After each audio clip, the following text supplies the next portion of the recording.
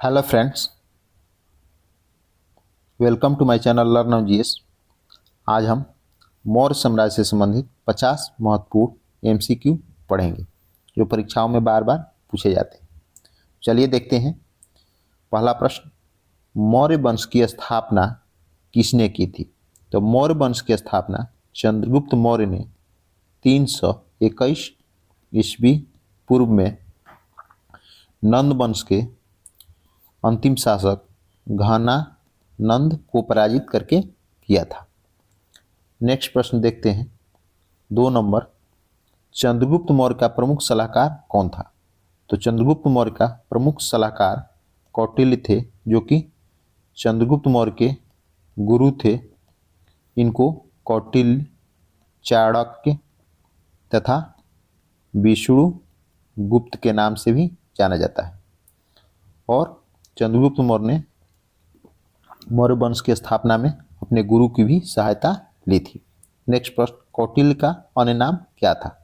तो कौटिल्य का अन्य नाम विष्णुगुप्त चाणक्य और कौटिल्य तो था दोनों, यानी इसका उत्तर सी होगा। यानी कौटिल्य का नाम कौटिल्य, विष्णुगुप्त और चाणक्य था। नेक्स्ट प्रश्न देखते हैं। 4 नंबर, मौर्य साम्राज्य की राजधानी कहाँ थी? तो मौर्य साम्राज्य की राजधानी पाटलिपुत्रा थी। नेक्स्ट प्रश्न, चंद्रगुप्त मौर्य ने किस वंश के राजा को हराकर सत्ता स्थापित की थी? तो चंद्रगुप्त मौर्य ने नंद वंश के राजा घनानंद को हराकर 321 ईस्वी पूर्व में मौर्य वंश की स्थापना की थी। नेक्स्ट प्रश्न देखते हैं। 6 नंबर, चंद्रगुप्त मौर्य ने किस यूनानी आक्रमणकारी से युद्ध किया था? तो चंद्रगुप्त मौर्य ने सेल्यूकस निकेटर से युद्ध किया था। नेक्स्ट प्रश्न देखते हैं। चंद्रगुप्त मौर्य ने बौद्ध धर्म की दीक्षा कहाँ ली थी? तो चंद्रगुप्त मौर्य ने बौद्ध धर्म की दीक्षा श्रवण बेलगोला में ली थी, जो कि कर्नाटक में है। नेक्स्ट प्रश्न देखते हैं। 8 नंबर, मौर्यकालीन अर्थव्यवस्था का प्रमुख स्रोत क्या था? मौर्यकालीन अर्थव्यवस्था का प्रमुख स्रोत कृषि था, यानी कृषि से ही प्रमुख आय मौर्यकाल में होती थी। नेक्स्ट प्रश्न देखते हैं। बिंदुसार को किस नाम से जाना जाता था? तो बिंदुसार को अमित्रघात के नाम से जाना जाता था। बिंदुसार जो है चंद्रगुप्त का पुत्र था और बिंदुसार का पुत्र अशोक था। नेक्स्ट प्रश्न देखते हैं। 10 नंबर, अशोक ने किस युद्ध के बाद बौद्ध धर्म अपनाया? तो अशोक ने कलिंग युद्ध, जो कि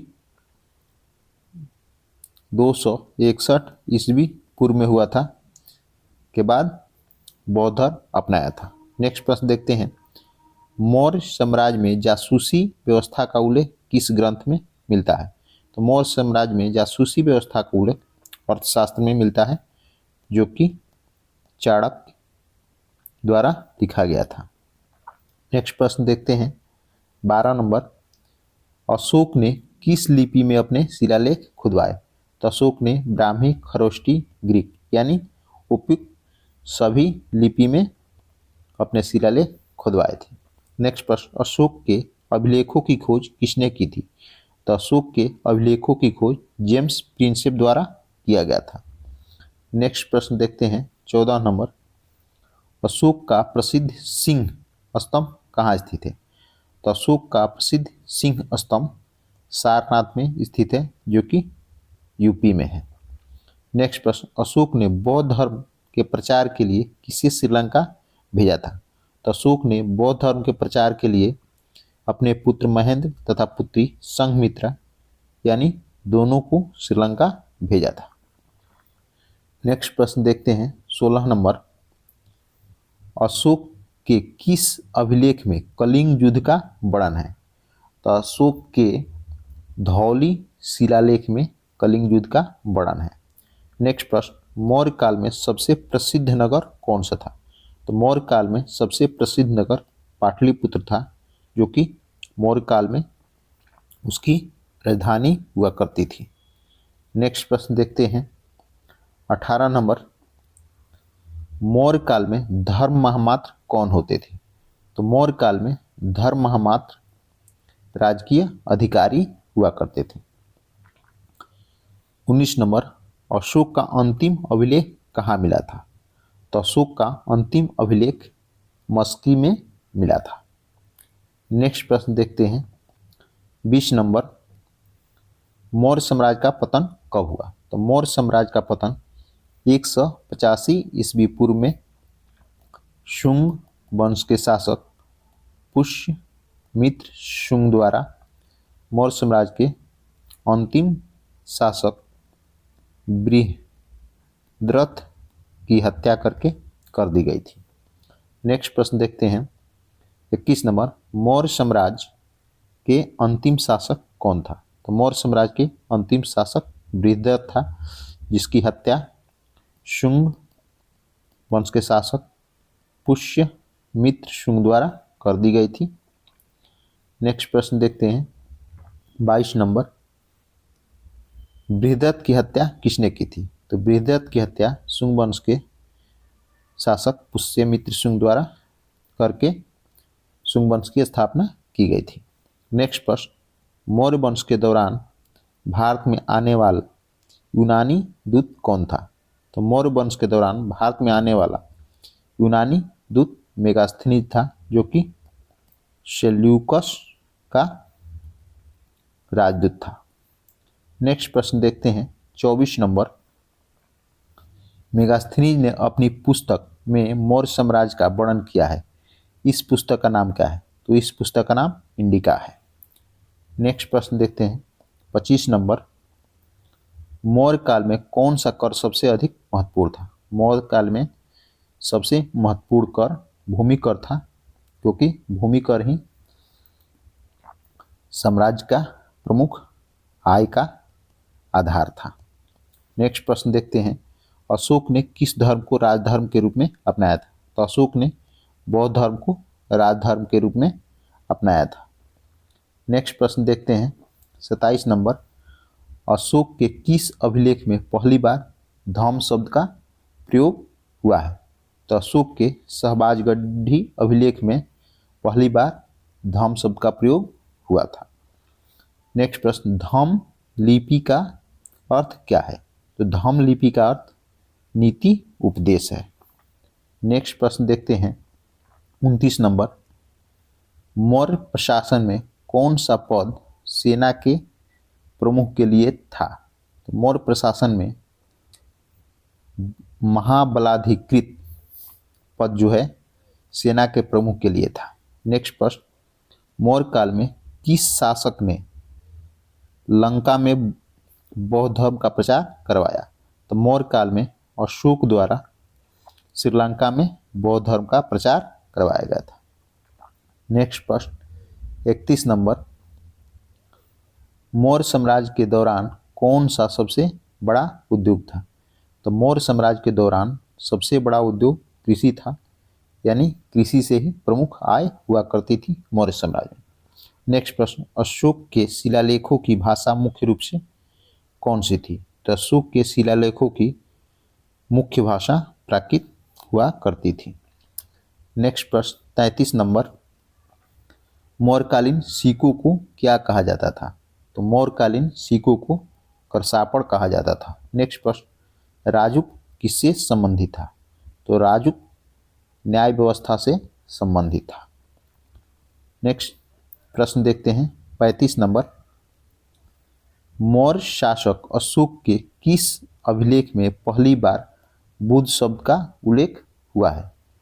तो मौर्य शासक अशोक के रुम्नदेई स्तंभलेख में पहली बार बुद्ध शब्द का प्रयोग हुआ है। नेक्स्ट प्रश्न 36 नंबर देखते हैं, अशोक ने बौद्ध धर्म की शिक्षा प्राप्त करने के लिए कौन से बौद्ध भिक्षु की सहायता ली थी? तो अशोक ने मेगलीपुत्तिस से बौद्ध धर्म की शिक्षा लेने के लिए सहायता ली थी। नेक्स्ट प्रश्न देखते हैं 37 नंबर, किस अभिलेख में अशोक ने खुद को देवानाम प्रिय और प्रियदर्शी कहा है? तो अशोक ने खुद को देवानाम प्रिय और प्रियदर्शी मस्की शिलालेख में कहा है। नेक्स्ट प्रश्न, मौर्य साम्राज्य में व्यापार और वाणिज्य की देखरेख कौन करता था? तो मौर्य साम्राज्य में व्यापार और वाणिज्य की देखरेख पड़याध्यक्ष द्वारा किया जाता था। नेक्स्ट प्रश्न, मौर्य काल में कौन सा प्रमुख बंदरगाह था? तो मौर्य काल में कावेरीपट्टनम प्रमुख बंदरगाह था। नेक्स्ट प्रश्न 40 नंबर, मौर्य काल में कौन सा पशु कर से मुक्त था? तो मौर्य काल में गाय जो है कर से मुक्त होता था। नेक्स्ट प्रश्न, अशोक का कौन सा स्तंभ नेपाल में स्थित है? तो अशोक का सारनाथ स्तंभ जो है, नहीं, अशोक का लुम्बिनी स्तंभ जो है नेपाल में स्थित है। नेक्स्ट प्रश्न देखते हैं,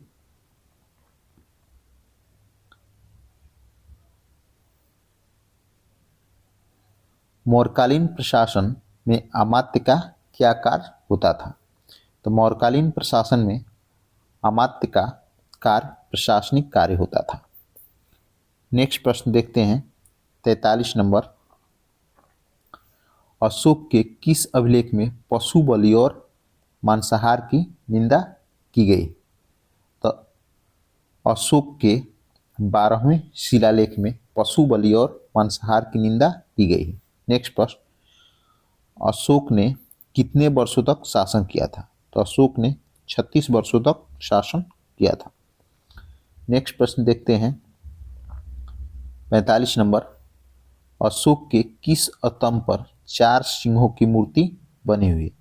तो अशोक के सारनाथ स्तंभ पर 4 सिंहों की मूर्ति बनी हुई है। नेक्स्ट प्रश्न, अशोक के समय आयोजित तृतीय बौद्ध संगीति कहाँ आयोजित हुई थी? तो अशोक के समय पाटलिपुत्रा में 251 ईस्वी पूर्व में तृतीय बौद्ध संगीति हुई थी। नेक्स्ट प्रश्न 47 नंबर,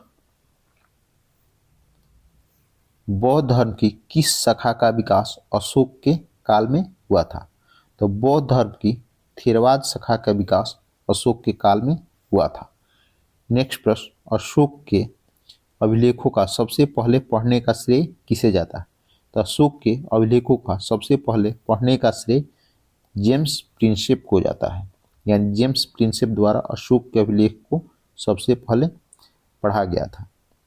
नेक्स्ट प्रश्न देखते हैं, अशोक का सबसे लंबा शिलालेख कौन है? तो अशोक के सबसे लंबा शिलालेख गिरनार शिलालेख था। और लास्ट में अंतिम प्रश्न, मौर्य काल में कुल कितने महाशिलालेख थे? तो मौर्य काल में कुल 14 महाशिलालेख